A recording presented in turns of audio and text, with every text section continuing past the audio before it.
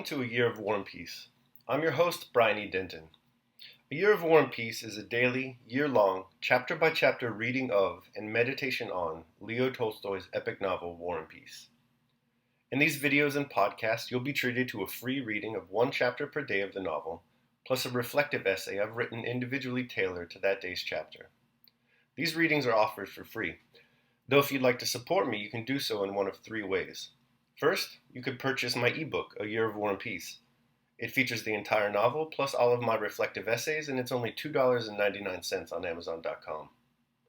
You could also become a patron at patreon.com/Brian E. Denton.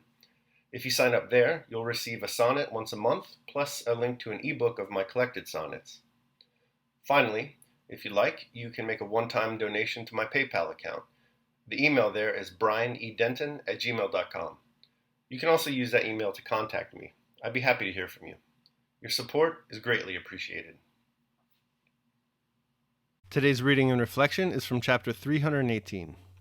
Chapter 318. In 1812 and 1813, Kutuzov was openly accused of blundering. The emperor was dissatisfied with him.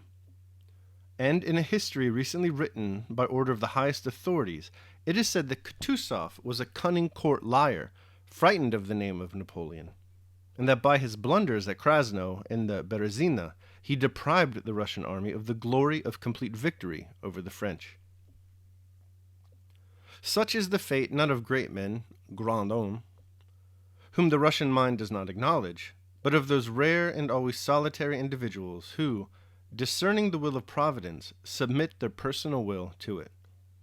The hatred and contempt of the crowd punish such men for discerning the higher laws.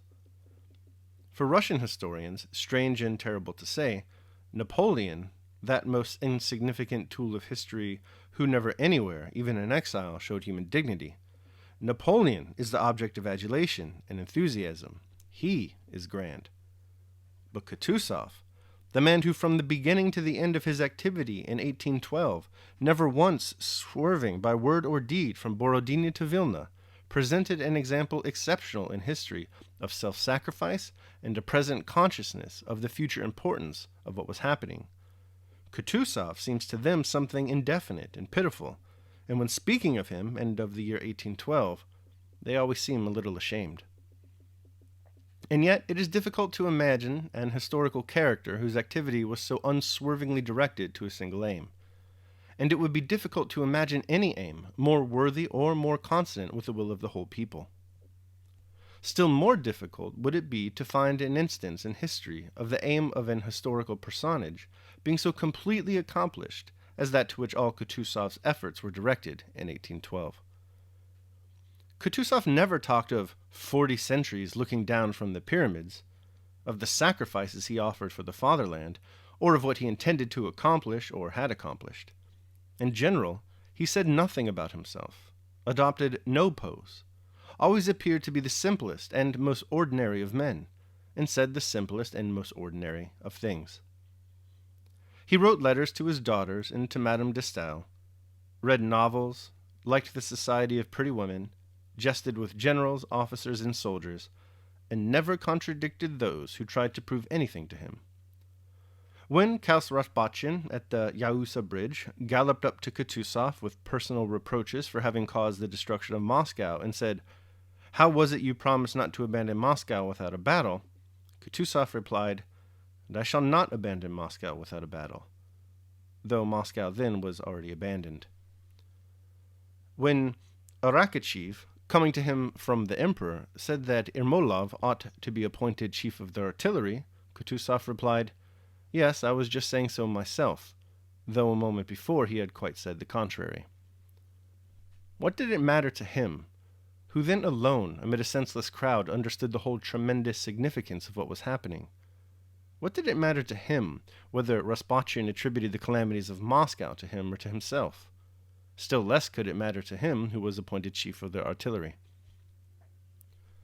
Not merely in these cases, but continually did that old man, who by experience of life had reached the conviction that thoughts and the words serving as their expression are not what move people, use quite meaningless words that happened to enter into his head. But that man, so heedless of his words, did not once during the whole time of his activity utter one word inconsistent with the single aim toward which he moved throughout the whole war. Obviously, in spite of himself, in very diverse circumstances, he repeatedly expressed his real thoughts with the bitter conviction that he would not be understood. Beginning with the Battle of Borodino, from which time his disagreement with those about him began, he alone said that the Battle of Borodino was a victory, and repeated this both verbally and in his dispatches and reports up to the time of his death. He alone said that the loss of Moscow is not the loss of Russia. In reply to Lauriston's proposal of peace, he said, "There can be no peace, for such is the people's will." He alone, during the retreat of the French, said that all our maneuvers are useless, everything is being accomplished of itself better than we could desire, that the enemy must be offered a golden bridge, that neither the Tarantino, the Vyazma, or the Krasno battles were necessary, that we must keep some force to reach the frontier with, and that he would not sacrifice a single Russian for 10 Frenchmen. And this courtier, as he is described to us, who lies to Arakcheev to please the emperor, he alone, incurring thereby the emperor's displeasure, said in Vilna that to carry the war beyond the frontier is useless and harmful. Nor do words alone prove that only he understood the meaning of the events. His actions, without the smallest deviation, were all directed to one and the same threefold end. 1.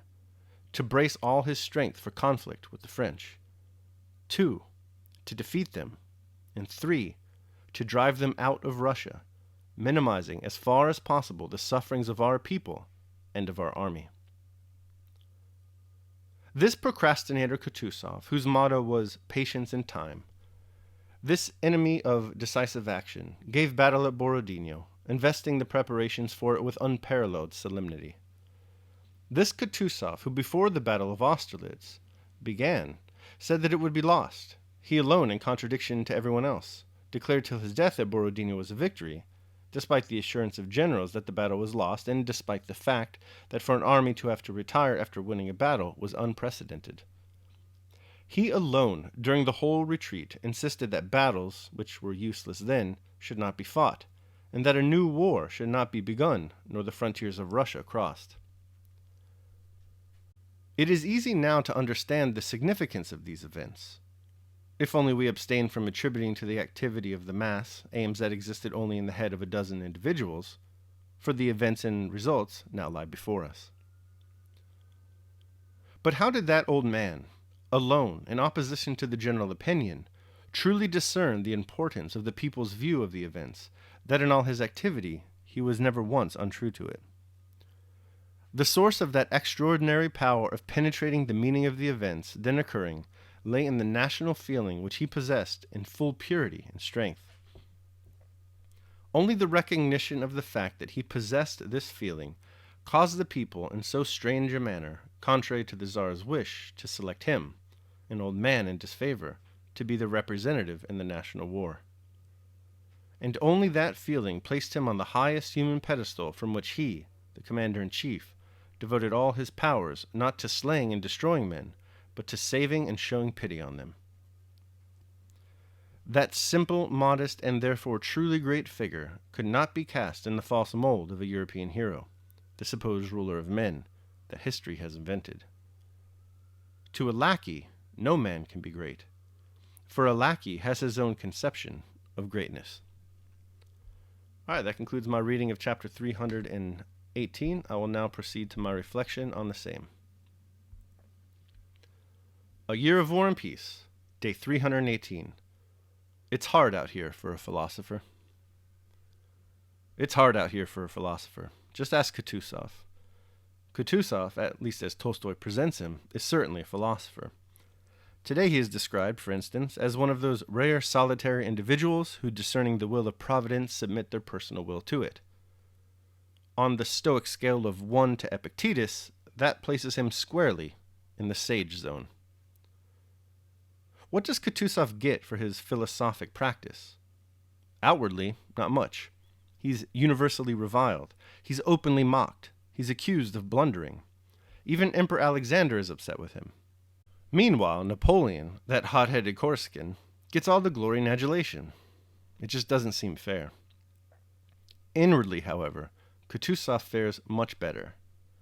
There is, and always has been, for the most part, a calm way about him. According to Tolstoy, Kutuzov's mental tranquility is born of his practice of philosophy.